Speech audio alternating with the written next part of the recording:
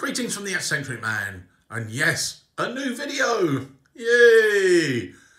It's the showcase of the English Civil War project.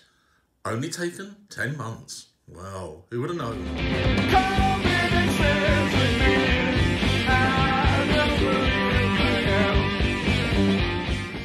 The Eccentric Man YouTube channel is kindly sponsored by Lost Ark Games in Stevenage. You can check them out online or at 29 Marketplace, Stevenage, for all your gaming goodies. As best we can, we're basing it on the Battle of Cheriton, and you can see a couple of the books that we've purchased. Obviously the Black Powder rule set, and it's the Pike and Shotte supplement, and we've got the additional bit of To Kill a King, and the scenario is in there, which is quite good. Got a few books for reference. The Waller's Army, that's a particular one with all the regiments, then the flags, and then the John Dare, the Battle of Cheriton. So useful books. The difficulty when we researched the English Civil War project was that there's not a lot of good detail about uniforms and different things. So we wanted it to be fairly colourful. So I've trawled through the books, and at least the foot regiments are more or less what they should be. Cavalry, slightly different, not as much detail about them as units, but we'll have a look and we'll go through. If you remember, right from the beginning, I was meant to be doing updates, but actually never got round to it. I've not had the opportunity to use this room really for videoing or gaming. It's been used for many other purposes. So this is the result of the 2 boxes and the additional purchases that we did around about October, November 2022. So we've had 2023 to paint them all up.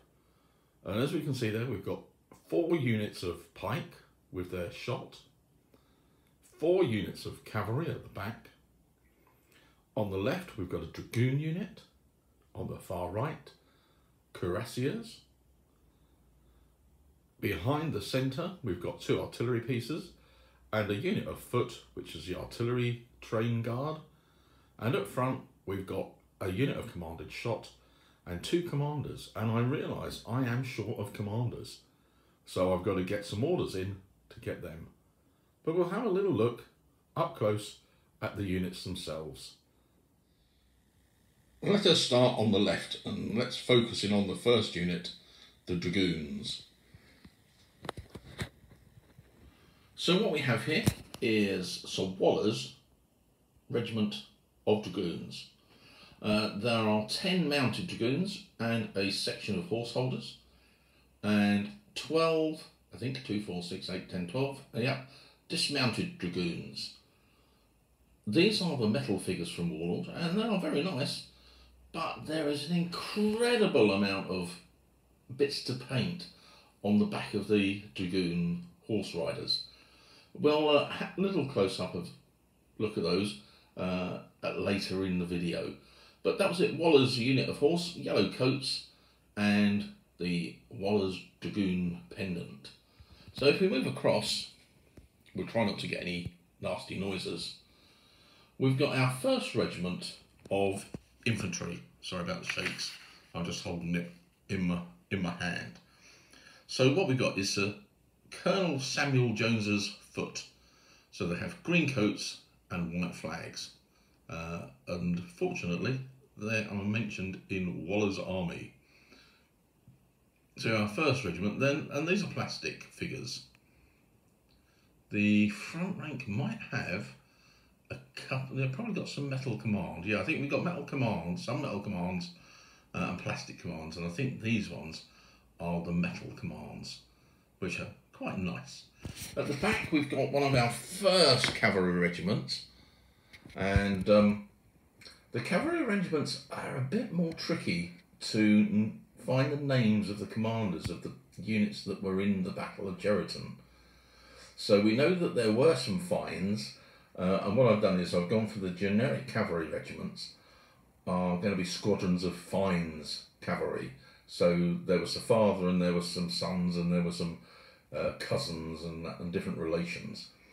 So our first unit of cavalry. The cavalry units are in 12s, and we've done them as bases of 6, so front rank and a second rank, so we can have them going through on roads or through towns in the way that we've based them up. Because we don't do casualty removal, so it's quite useful for that. So if we move along at the back, our next regiment of horse is Waller's regiment. And again, they were dressed in yellow uniform apparently, but it could have just been the buff coats. I've done them slightly yellower than the others. So that's our second regiment of normal cavalry. The chap here is Oliver Cromwell at the front.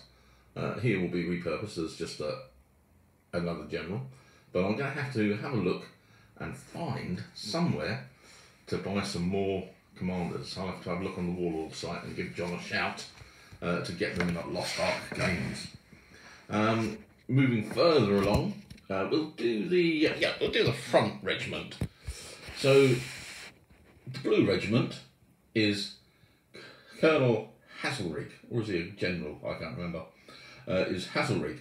Hazelrig's mostly famous for his cuirassiers, but he did have a regiment of foot at Cheriton, and his unit is in blue coats. So I wasn't quite sure what the colour of his flag was or the emblem on it, but I went for a blue flag. The flags on the infantry are all from Flags of War. They do a lovely set of figures of flags. So our blue regiment at the front is Hazelrig's. Let's jump to the back, and we've got some foot artillery train guard and some cannons. So Colonel Wemyss is the commander of the artillery trains, and his firelocks were in blue coats. So I've done them slightly different blue for the game. Then we've got two different artillery pieces. We've got one small gun and one bigger gun, and I wish I could remember what they are. I mean, it could be the one on the right could be a demi-culverin, and I'm not quite sure what the one on the left is. It's a smaller gun, as you can see with it. So two pieces of artillery, might need more. We shall have to see how we go. So then we're on to our third regiment of foot. In the red, and this is Colonel Weldon, and again in the Waller's army they do mention their crimson coats and their crimson flags, so that's what we've gone for. We've gone for a red with these. You can see the two different Pike setups. Again, they're plastics, and in the main box you get enough to do a front rank of armoured, and then you've got some lesser ones behind. So I've mixed and matched the two boxes together to give me 2 units of Pikes facing forward, which does mean we've had to expand the frontage of the base to save the Pikes from damage, but I think it works reasonably well within it. John's gone for the same route, I think. So, yeah, our third regiment of foot. And let's hop over and look at the back. So we go for our third cavalry regiment. And again, it was just generic cavalry with a banner. And then our fourth regiment of cavalry. Again, it's probably, I think it's a Fines family unit of horse. And then we come to our fourth and final Pike block. You can hear my feet moving on the flooring, sorry about that. There's like shuffling, sand shuffling. And we got our fourth regiment, and this is the London trained bands, and this is the White Regiment. White Regiment as they had white flags, and I've done them sort of a grey jacket and coat. So 4 regiments with their pike completed. For the rules, you can separate the pike and the shot, and then that's called commanded pike. So on the field of battle, you might just have one unit of pike with one unit of shot next to it, and the other unit of shot has been sent off somewhere else, normally on the wings to shoot on the flanks of units. So we got another guy. I wish I could remember his name, and I do apologise. But he's a Warlord metal.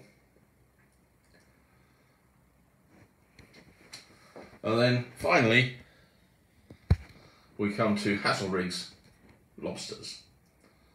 Cuirassiers to use in the battle. So that is a run through.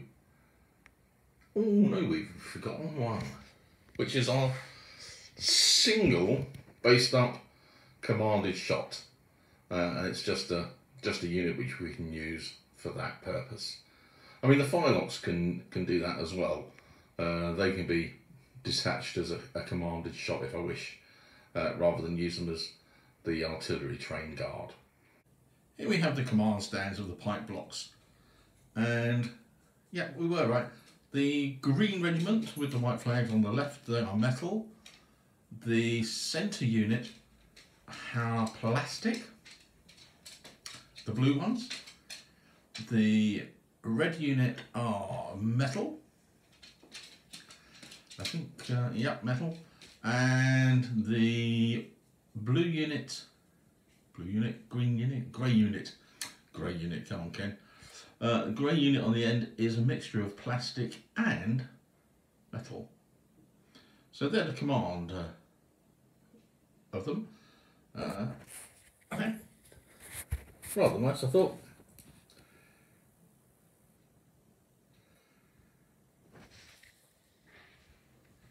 Oh, let's get them centred.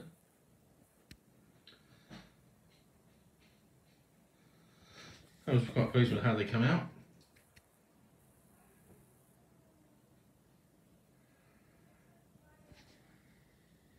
So let's see the infantry command. Moving on to the dragoons, again metal figures, and I did like them, but they were a bit time consuming to paint. From the front you can see how they are, but then we'll turn them around and we'll have a look at the saddles. You can get an idea from the dismounted horse holder part. So we got the saddles with baggage and everything, and we'll have a little look at these on the reverse in a bit more detail.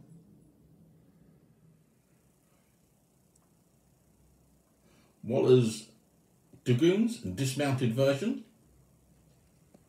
all metal and with nice little sculpts and nice to paint up. We'll see how they work on the battlefield. But we did go for some 2 units of single bases, not that you remove them, but it just gives it a little bit more of a feel for skirmishers,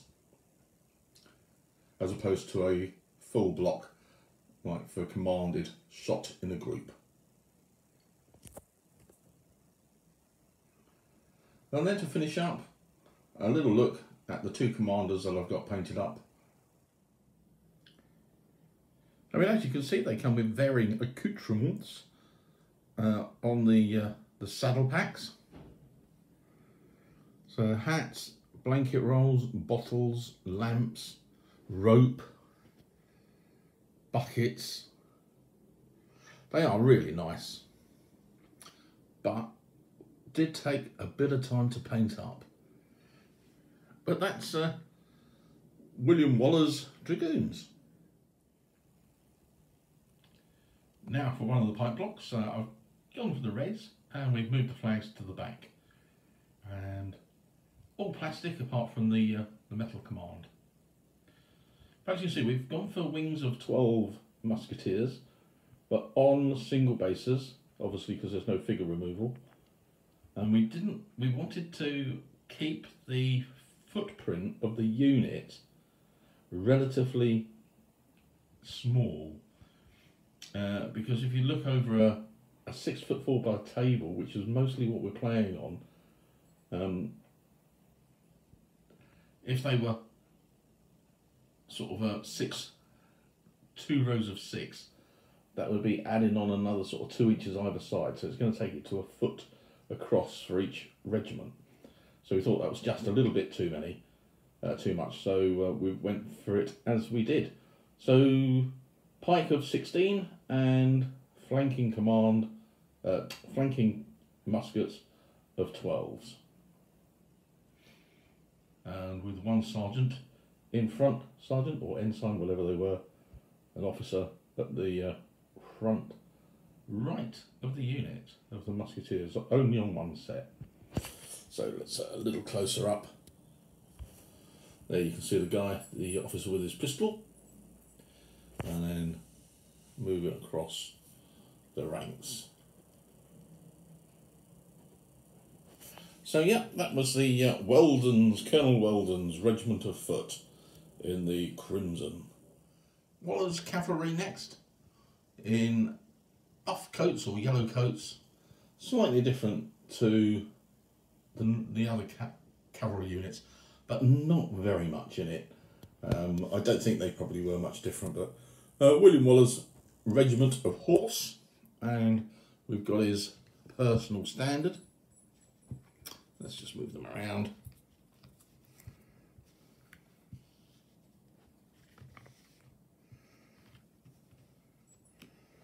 So there we are, William Waller's Regiment of Horse. As I said when I was going through that, we can have them for going through a village or along a road, so we can put them 3 abreast, and they will work out like that. So it gives us a little bit of playability on the table. Next up, we'll have a look at the Hazelrig's Lobsters. So here we have the Lobsters, and I think what I'll do is on the other cavalry bases, I'll put some of the bigger tufts, like you can see the yellowy or green ones here, which are quite tall. I'll put some of those on the other cavalry bases, I think. So here's Hazelrig's Lobsters. The riders are all metal, but the horses are plastic. But I think they came out rather nice. Let's just turn them around.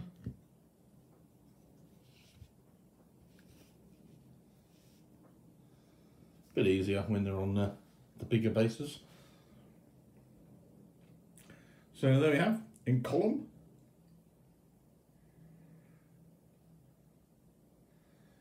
And Hazelrig. Artillery is all metal, and we have the 2 different guns here. I think it is a demi-culverin, the one on the right, the bigger, but I can't remember the name of the small cannon. Sorry, I should really look it up, but can't get to it at the moment. I'll put the books up and away. That was silly of me. So there we are. Nice figures. Bit of a big footprint, this one here. I think it's 100 by 120, something like that. But it gives us a nice base with the gun protection on them.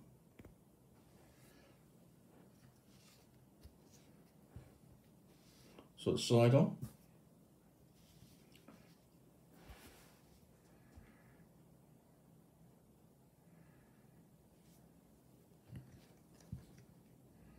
As I don't know how many guns we haven't played yet the Pike and Shot rules, so we don't really know how these all work.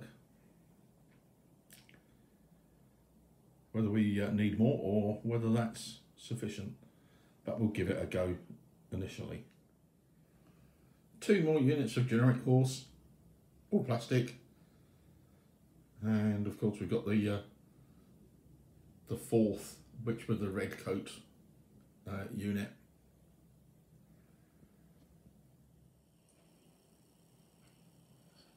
So Oliver Cromwell and another mounted commander.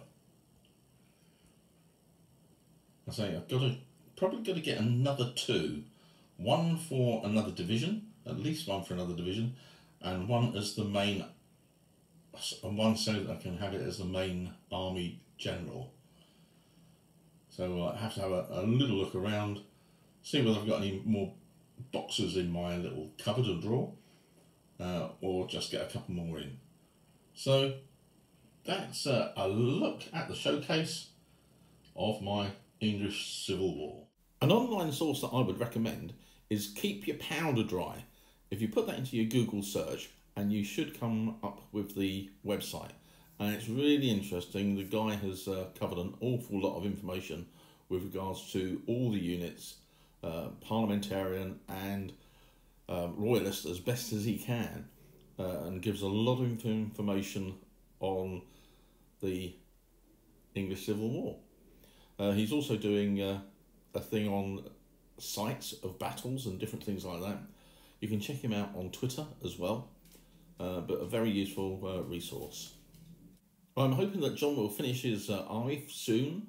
He's got a few more bits to do to catch up with me, and then we should be good to go, and we'll get some games going of Black Powder, Pike and Shotte on the tabletop, and then hopefully, fingers crossed, I can get a video battle report going. We're going to start doing some Sundays soon, so maybe I can video the games on those days. Talking of videos, I'm hoping to get a video out every 2 weeks. So keep your eyes peeled, hit the subscription button, hit the notification button, and give it a like. And we'll see you soon. This may come out before the new year. It may come out just after the new year. But in any case, Happy New Year to you all.